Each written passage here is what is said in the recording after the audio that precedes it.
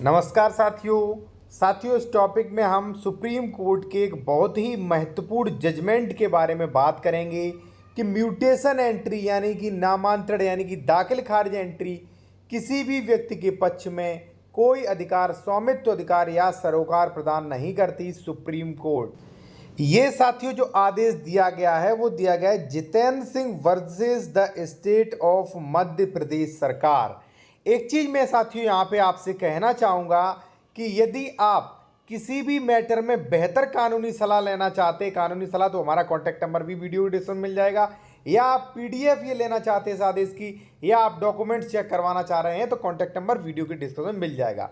चलिए ये पूरा आदेश हम आपको विस्तार से समझाते हैं। देखिए, अधूरी जानकारी मत लीजिएगा, अधूरी जानकारी किसी भी काम की नहीं रहेगी। फिर आप कहते हो सर ऐसा हो गया वैसा हो गया, आपने ये बताया, पहले पूरी जानकारी लिया करें, ठीक है ना। अब साथियों देखिए ये क्या है, म्यूटेशन एंट्री किसी भी व्यक्ति के पक्ष में कोई अधिकार स्वामित्व अधिकार या सरोकार प्रदान नहीं करती सुप्रीम कोर्ट। अब देखिए यहाँ पे सुप्रीम कोर्ट ने कहा कि राजस्व रिकॉर्ड म्यूटेशन दाखिल खारिज प्रविष्टि केवल वित्तीय उद्देश्यों के लिए होती है, किसी व्यक्ति के पक्ष में कोई अधिकार स्वामित्व अधिकार हित प्रदान नहीं करती है। अब कई लोग तो ये कहेंगे तो दाखिल खारिज की क्या जरूरत, दाखिल खारिज हम करवाएंगे नहीं। दाखिल खारिज नहीं करवाओगे, दाखिल खारिज की क्या जरूरत है वो भी हम आपको बताएंगे। पहले पूरा आदेश समझ लीजिए और देखिए इस आदेश की पीडीएफ भी ले सकते हैं, कॉन्टैक्ट नंबर वीडियो के डिस्क्रिप्शन में हमारा मिल जाएगा। अब देखिए क्या कहा है जस्टिस एम.आर. शाह और जस्टिस अनिरुद्ध बोस की बेंच ने, वो भी आप जान लीजिए। यदि टाइटल स्वामित्व अधिकार से संबंधित कोई विवाद है और विशेष रूप से जब वसीयत के आधार पर दाखिल खारिज की यानी कि म्यूटेशन की मांग की गई है तो वसीयत के आधार पर स्वामित्व अधिकार या दावा किया जा रहा है तो उसे उपयुक्त में सिविल कोर्ट में अदालत में आना चाहिए और अपने अधिकारों को स्पष्ट करना चाहिए। उसके बाद सिविल कोर्ट सक्षम न्यायालय जो है आवश्यक म्यूटेशन एंट्री की जा सकती है। देखिए साथियों, सुप्रीम कोर्ट ने ये फैसला दिया है। ये कहने का मतलब ये है कि भाई दाखिल खारिज जो है वो स्वामित्व सरोकार उत्पन्न नहीं करता है, आपके हित में कोई वसीयत वगैरह कर देता है तो आपको सिविल कोर्ट आना चाहिए और वो वसीयत मान्य है कि नहीं क्या है वो सिविल कोर्ट डिसाइड करेगा। अगर डिसाइड कर दे आपके पक्ष में तो आप अपना दाखिल खारिज करवा लीजिए। अब साथियों दाखिल खारिज भी बेहद ज़रूरी होता है, वो भी मैं अभी आपको बताऊंगा, लेकिन इससे पहले एक चीज़ समझिएगा साथियों, आप यहाँ पे कहा क्या गया है ये, ठीक है। अब ये देखिए आप, ये वाला बेंच ने कहा जैसा कि हो सकता है कानून के तय नियमों के अनुसार म्यूटेशन प्रविष्टि यानी कि दाखिल खारिज प्रविष्टि व्यक्ति के पक्ष में कोई अधिकार स्वामित्व अधिकार सरोकार प्रदान नहीं करती। यह राजस्व रिकॉर्ड के म्यूटेशन केवल वित्तीय उद्देश्य के लिए होता है। कानून के तय नियमों प्रकार के अनुसार यदि टाइटल के संबंध कोई विवाद है यानी कि टाइटल संबंधी कोई विवाद है और वसीयत से जुड़ा लेकर है प्रविष्टि मांग की जाती है तो वसीयत के आधार पर जो है अधिकार का दावा करने वाली पार्टी को उपयुक्त सिविल कोर्ट आना पड़ेगा। देखिए साथियों, यदि आप टाइटल का दावा कर रहे हैं, टाइटल का कि ये जमीन मेरे नाम है, और फिर ऐसी कंडीशन में आप दाखिल खारिज दिखा रहे हैं तो मुझे नहीं लगता मान्य होगा। क्यों? कई बार क्या होता है साथियों कि मान लीजिए ये प्रॉपर्टी आपके नाम दाखिल खारिज है, ए प्रॉपर्टी, ठीक है, आपका नाम है एक्स, ये दाखिल खारिज है, एक्स ने बेच दी सी को, ठीक है।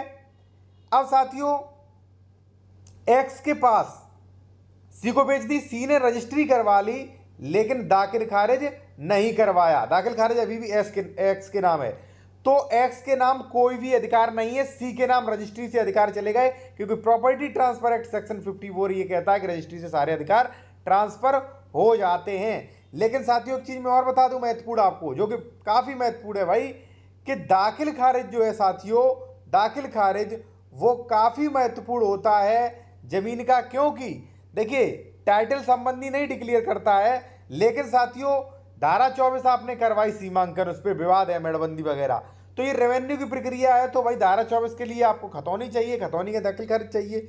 इसके अलावा साथियों ये भी है कि मान लीजिए धारा 134 चाहिए आपको, धारा 134 यानी कि बेदखली करवानी है तो भी फिर खतौनी में नाम हो, क्योंकि खतौनी में जब नाम नहीं होगा, जब आप दाखिल खारिज नहीं करवाओगे साथियों, तो एक बात बताइए, आप रेवेन्यू न्यायालय में केस कैसे चला पाएंगे? केस ही नहीं चला पाएंगे, ठीक है ना।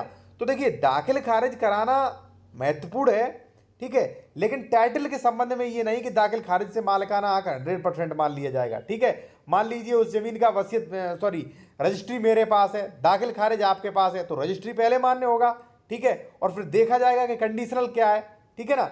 अब देखिए यहाँ पे राजस्व रिकॉर्ड या जमाबंदी में प्रविष्टि केवल वित्तीय उद्देश्य के लिए होती है, वास्तव में लगाने के लिए होती है। अर्थात भू राजस्व का भुगतान ऐसी प्रविष्टियों के आधार पर कोई स्वामित्व प्रदान नहीं कर सकता। यह आगे देखा गया है कि जहां तक संपत्ति के शीर्षक के संबंध में यह केवल सक्षम अधिकारी न्यायालय ही तय कर सकता है। देखिए ये जो है विशेषकर जैसे मान लीजिए हमारे पास रजिस्ट्री है, आपका नाम दाखिल खारिज, हमारे नाम वसीयत या दान पत्र है, आपके नाम मान लीजिए दाखिल खारिज है, तो ऐसी कंडीशन जब भी ऐसा विवाद फंसे साथियों तो सिविल कोर्ट जाना चाहिए। ठीक है, सिविल कोर्ट तय करेगा कि जमीन पर किसका टाइटल है। केवल खतौनी से ये जरूरी नहीं कि 100% टाइटल हो जाए, सिविल कोर्ट जो है वो तय करेगा। अगर सिविल कोर्ट ने वसीयत मान्य कर दी तो वसीयत जिसकी वसीयत उसी का टाइटल माना जाएगा और वसीयत के आधार पर अपना दाखिल खारिज करा ले। मान लीजिए उन्होंने जो है रजिस्ट्री मान्य कर दी तो रजिस्ट्री के आधार पर दावा करेगा, रजिस्ट्री वाला जो है वो दाखिल खारिज करवा लेगा अपने नाम। अब देखिए ये क्या कह रहा है, राजस्व रिकॉर्ड या जमाबंदी प्रविष्टि केवल वित्तीय उद्देश्य के लिए होता है, अर्थात भू राजस्व के लिए होता है। भुगतान ऐसी प्रविष्टियों के आधार पर स्वामित्व अधिकार प्रदान नहीं करता। देखिए 10 बार कह चुका है कि स्वामित्व अधिकार प्रदान नहीं करता। स्वामित्व अधिकार क्या होता है साथियों? स्वामित्व अधिकार होता है मालिकाना हक। जहां तक संपत्ति के स्वामित्व अधिकार का संबंध है यह केवल सक्षम सिविल कोर्ट द्वारा ही तय किया जाता है। देखिए जब आपको कोई विवाद फंसे ना, वसीयत को लेके, दान पत्र को लेके, बस या मान लीजिए गिफ्ट डीड को लेके, तो आपको साथियों सिविल कोर्ट जाना चाहिए, यहाँ पे नहीं आना चाहिए। आपको सिविल कोर्ट जाना चाहिए और सिविल कोर्ट ने अगर मान लीजिए आपकी रजिस्ट्री मान्य कर दी तो तहसीलदार को दाखिल खारिज करना पड़ेगा, कैंसिल कर दी तो तहसीलदार को दाखिल खारिज का आदेश रद्द यानी कि साथियों कैंसिल भी करना पड़ेगा। ठीक है, और साथियों एक सबसे ज़रूरी चीज़ मैं आपको और बता दूं कि यदि आप कोई बेहतर कानूनी सलाह लेना चाह रहे हैं या आप कोई ज़मीन के डॉक्यूमेंट चेक करवाना चाह रहे हैं या आप साथियों उत्तर प्रदेश में ज़मीन खरीद रहे हैं, अपना डॉक्यूमेंट्स वेरिफिकेशन ये कराना है कि डबल रजिस्ट्री तो नहीं है, अंश से अधिक विक्रय तो नहीं है, तो आप ये सारी प्रविष्टियाँ सारी जानकारी साथियों हमारे द्वारा भी आप चेक करवा सकते हैं। अब थोड़ा बेसिक फंडा समझ लीजिए दाखिल खारिज और रजिस्ट्री का। ठीक है, वो समझा दूँ। देखिए साथियों, अगर ज़मीन आपको पट्टा में 57 खां में मिली है, ठीक है, धारा 76 में संक्रमणी से संक्रमणी है, खतौनी में आपका नाम है, तो टाइटल आपका ही मान लीजिए।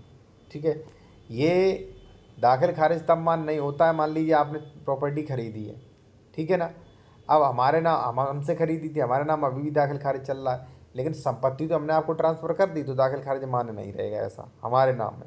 ठीक है ना। बाकी मैं आपसे सभी से यही रिक्वेस्ट करूँगा कि दाखिल खारिज हर संभव करवाइए।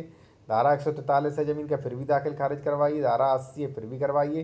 दाखिल खारिज मैंडेटरी है साथियों, क्योंकि दाखिल खारिज अगर नहीं होगे तो मैंने जैसा कि बताया है कि धारा 24, धारा 134, धारा 32/38 ये कई धाराएँ ऐसी हैं जिनके आप जो है साथियों इनका आप जो है लाभ नहीं ले सकते। ठीक है ना। तो बाकी मुझे लगता है आपको वीडियो अच्छा लगा होगा साथियों।